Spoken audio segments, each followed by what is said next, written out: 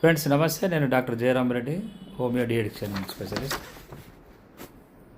ఈరోజు ఒక పేషెంట్ వచ్చాడు. టిపికల్ హిస్టరీ తీసుకుంటే 25 సంవత్సరాల వయసు ఉంది. దాదాపు 8-9 సంవత్సరాల నుంచి అలవాట్లు ఉన్నాయండి. అలవాట్లు గంజాయి అలవాటు ఉంది, స్మోకింగ్ అండ్ ఆల్కహాల్ అలవాటు కూడా ఉంది. ఈ అలవాటు వల్ల ఈ తాగి వీళ్ళు జీవితాన్ని నాశనం చేసుకోవడమే కాకుండా ఇంటర్మీడియట్నే డిస్కంటిన్యూ చేశాడు ఎడ్యుకేషన్ అనేది. సో ఇప్పుడు అలవాటు బానిస అయిపోయిన తర్వాత దాని ఎఫెక్ట్స్ పేరెంట్స్ మీద ఎలా పడుతుంటుందని పిల్లలు ఎవరు ఆలోచన చేయరు. ఇదొక బెస్ట్ ఎగ్జాంపుల్ ఇప్పుడు చెప్పే పేషెంట్.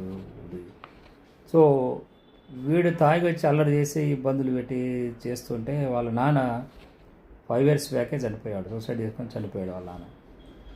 సో సరే ఎలాగోలా వాళ్ళ అమ్మ సంసారం నెట్టుకొస్తుంది.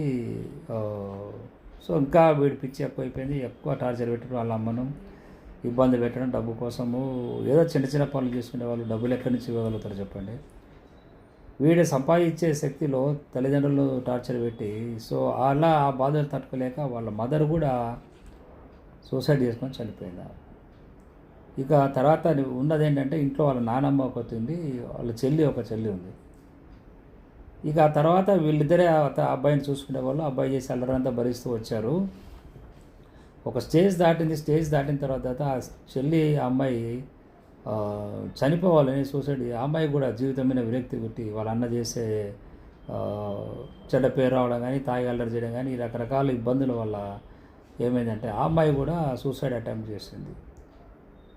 దాదాపు వాళ్ళతో పాటు వాళ్ళ చిన్నమ్మ, అమ్మాయితో పాటు వాళ్ళ చిన్నమ్మ కూడా వచ్చింది. అమ్మాయి చెప్తుందంటే దాదాపు 20 లక్షలు ఖర్చు పెట్టి ఈ అమ్మాయిని, ఈ అన్నవాహిక ఇదంతా కూడా డ్యామేజ్ అయిపోయినాయి. సూసైడ్ సమ్ యాసిడ్ తాగినట్టుంది. అది 20 లక్షలు ఖర్చు పెట్టి అమ్మాయిని బ్రతికించారు అలాగోలా. ఇప్పుడు ఇది తమ్ముడి అన్న కోసం మెడిసిన్ కోసం వచ్చారు వీళ్ళు. మెడిసిన్ వాడడానికి ఇష్టపడడం లేదు వాళ్ళు. ఇదివరలో ఒక పేషెంట్ మా దగ్గర వాడిన పేషెంట్ బాగా, వాళ్ళు కూడా తెలియకుండా వాడారు. అలాంటి పేషెంట్ వీళ్ళు రెఫర్ చేయడం వల్ల వీళ్ళు ఇప్పుడు నా దగ్గరికి వచ్చారు ట్రీట్మెంట్ కోసం.